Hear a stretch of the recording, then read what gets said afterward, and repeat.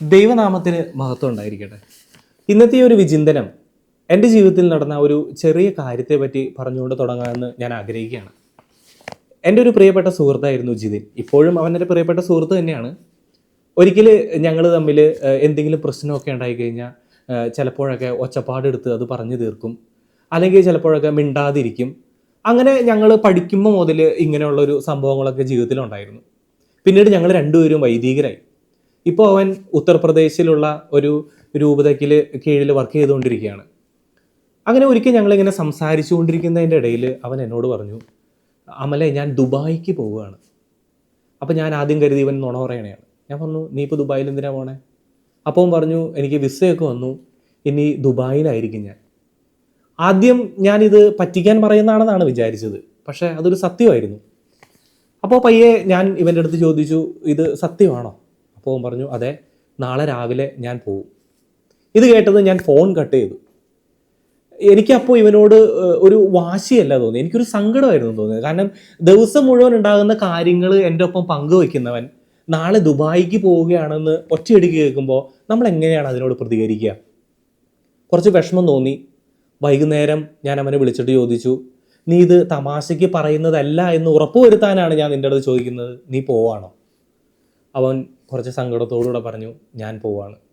അത് പറഞ്ഞു തീർന്നതും ഞാൻ ഫോൺ കട്ട് ചെയ്തു. പിന്നീട് ഞാൻ അവനായിട്ട് സംസാരിച്ചിട്ടില്ല.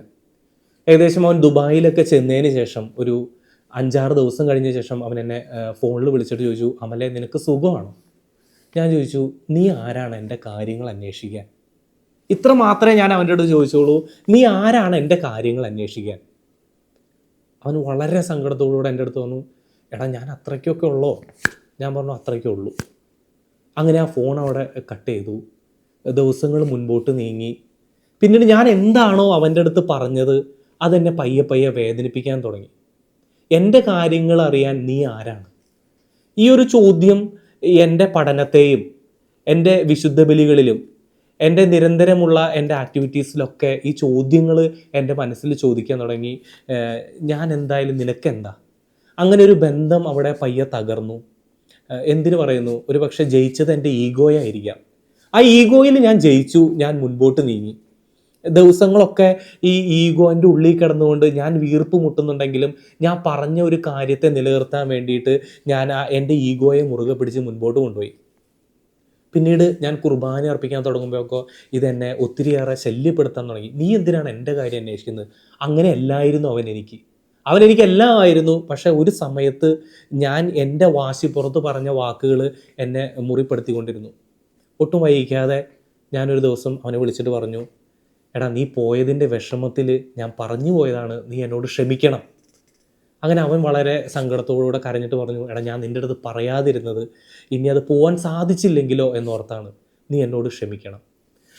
സ്നേഹമുള്ളവരെ, ഇപ്പോൾ ഉള്ളതിനേക്കാളും പണ്ടുള്ളതിനേക്കാളും മനോഹരമായിട്ട് ആ ബന്ധം ഇപ്പോഴും ഞാനും ജിതിനുമായിട്ട് മുന്നോട്ട് പോയിക്കൊണ്ടിരിക്കുകയാണ്. ഇന്നത്തെ സുവിശേഷത്തിലേക്ക് കടന്നു വരുമ്പോൾ സുവിശേഷം നമ്മളോട് പറയുകയാണ്, സഹോദരനുമായിട്ട് രമ്യതപ്പെടുക. വളരെ മനോഹരമായിട്ടുള്ളൊരു ഭാഗം നമ്മൾ വായിച്ച് കേൾക്കുന്നുണ്ട്. നീ ബലിപീഠത്തിൽ കാഴ്ചയർപ്പിക്കുമ്പോൾ നിന്റെ സഹോദരന് നിന്നോട് എന്തെങ്കിലും വിരോധമുണ്ടെന്ന് അവിടെ വെച്ച് ഓർത്താൽ കാഴ്ചവസ്തു അവിടെ ബലിപീഠത്തിന് മുമ്പിൽ വെച്ചിട്ട് പോയി സഹോദരനുമായി രമ്യതപ്പെടുക, പിന്നെ വന്ന് കാഴ്ചയർപ്പിക്കുക. അപ്പോൾ ഈ കാഴ്ചയർപ്പിക്കുന്നതിൻ്റെ ഒരു മാനദണ്ഡം എന്ന് പറയുന്നത് സഹോദരനുമായിട്ട് രമ്യതപ്പെടുക എന്നുള്ളതാണ്. ഞാൻ നേരത്തെ പറഞ്ഞതുപോലെ നമ്മുടെ ജീവിതത്തിൽ എവിടെയോ നമ്മുടെ ഈഗോ നമ്മുടെ ഐഡൻറ്റിറ്റി ആയിട്ട് മാറുന്നുണ്ട്.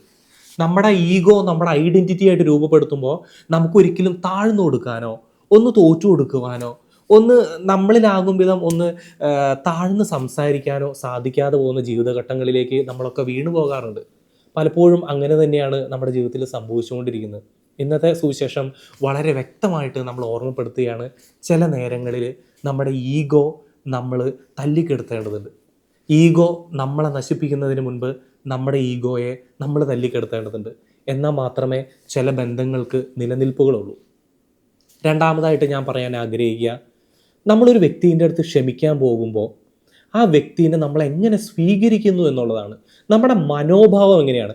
ചിലപ്പോഴൊക്കെ ചില വ്യക്തികൾ ക്ഷമിക്കാൻ താല്പര്യം ഉണ്ടായിട്ടും, അതായത് നമ്മുടെ തെറ്റ് എന്താണെന്ന് ഏറ്റുപറയാനായിട്ട് ഒരു താല്പര്യം ഉണ്ടായിട്ടും അത് ആഗ്രഹിച്ച് മുൻപോട്ട് വരുമ്പോൾ അത് അയാളെ കൊണ്ട് പറയാതിരിപ്പിക്കുന്നതിൻ്റെ ഒരു കാരണം എന്ന് പറയുന്നത് നമ്മൾ എങ്ങനെ ആ വ്യക്തിയെ സ്വീകരിക്കും എന്നോർത്തുകൊണ്ടാണ്. ചിലപ്പോഴൊക്കെ ഈ പൊട്ടിത്തെറിക്കുന്ന മനോഭാവങ്ങളും ഒന്നും വിട്ടുകൊടുക്കാത്ത മനോഭാവങ്ങളും മനസ്സിലും ശരീരത്തിലും ഇങ്ങനെയൊക്കെ കാണിച്ചു കൂട്ടി വെക്കുമ്പോൾ ഒരു വ്യക്തിക്ക് അറിയാതെ അങ്ങോട്ട് വരാനായിട്ട് അത് തടസ്സപ്പെട്ടു പോവുകയാണ്. അതുകൊണ്ട് നമ്മുടെ ഒരു വ്യക്തി നമ്മുടെ അടുത്തേക്ക് വന്ന് അവൻ്റെ തെറ്റുകൾ ഏറ്റു പറയുമ്പോൾ നമ്മൾ അവനെ എങ്ങനെ സ്വീകരിക്കുന്നു, നമ്മുടെ മനോഭാവം എങ്ങനെയാണ്, നമ്മളെ ഭയന്നത് കൊണ്ടാണോ, നമ്മളെ ഭയക്കുന്നത് കൊണ്ടാണോ ചില വ്യക്തികൾ നമ്മുടെ ജീവിതത്തിലേക്ക് കടന്നു വന്നിട്ട് അവൻ ചെയ്തു പോയ തെറ്റുകളെ പറ്റി ഏറ്റു പറയാതിരിക്കുന്നത്? രണ്ട് ചിന്തകളാണ് നമ്മുടെ മുൻപിലേക്ക് ഇന്ന് വെച്ച് നീട്ടിയിരിക്കുന്നത്. ഒന്നാമതായിട്ട്, നമ്മുടെ ഈഗോ നമ്മെ നശിപ്പിക്കുന്നതിന് മുൻപ് നമ്മുടെ ഈഗോയെ നമുക്ക് അതിനെ നശിപ്പിച്ച് പുറത്താക്കാം. രണ്ടാമത്, ഒരാൾ നമ്മോട് തൻ്റെ തെറ്റുകളെ പറ്റി ഏറ്റുപറയാൻ വരുമ്പോൾ നമ്മൾ അവയെ എങ്ങനെ സ്വീകരിക്കുന്നു എന്നാണ്. നമ്മുടെ മനോഭാവം എങ്ങനെയാണ്. ഇന്നത്തെ സുവിശേഷം നമ്മളോട് ഓർമ്മപ്പെടുത്തുകയാണ്, അധികം സമയമില്ല, നമ്മുടെ സ്നേഹം പ്രകടിപ്പിക്കുക. മാധവിക്കുട്ടി പറയുന്ന ആ വാക്കുകൾ ഞാൻ വീണ്ടും ഒന്ന് ഉറപ്പിക്കട്ടെ. സ്നേഹമുണ്ട്, എന്നാൽ അത് പ്രകടിപ്പിക്കാൻ കഴിയുന്നില്ല എന്നതിൽ ഞാൻ വിശ്വസിക്കുന്നില്ല. അവസാനം ഞാൻ മരിച്ച് എൻ്റെ കുഴിമാടത്തിൽ നിങ്ങളൊരു പുഷ്പം അർപ്പിച്ചാൽ ഞാൻ അത് അറിയുമോ എന്ന് ചോദിക്കുന്നുണ്ട്. സ്നേഹമുള്ളവരെ, സ്നേഹം അതിൻ്റെ സമയങ്ങളിൽ അതെടുത്ത് കാട്ടുക. സ്നേഹം അതിൻ്റെ സമയങ്ങളിൽ പ്രകടിപ്പിക്കുക. നമുക്ക് മുൻപിൽ അധികം സമയം ഇനിയില്ല. ആരൊക്കെയായിട്ട് നമ്മൾ വഴക്ക് കൂടിയിട്ടുണ്ടോ, ആരൊക്കെ നമ്മുടെ ജീവിതത്തിൽ അകന്നു പോയിട്ടുണ്ടോ, അവരെല്ലാവരെയും ചേർത്ത് പിടിക്കാനും അവരോട് ക്ഷമിക്കാനും പൊറുക്കാനും ഇന്നത്തെ സുവിശേഷം നമ്മളെ ഓർമ്മപ്പെടുത്തുകയാണ്, നമ്മളെ രൂപപ്പെടുത്തുകയാണ്. സർവശക്തനായ ദൈവം നമ്മളെ ഓരോരുത്തരെയും സമൃദ്ധമായിട്ട് അനുഗ്രഹിക്കട്ടെ. സഹോദരനോടൊപ്പം നമുക്ക് ഒരുമിച്ച് ജീവിക്കാം. സമാധാനത്തിൻ്റെ നാഥൻ നമ്മളെല്ലാവരെയും കൃപയാൽ അനുഗ്രഹത്താൽ നിറയ്ക്കട്ടെ. ആമേൻ.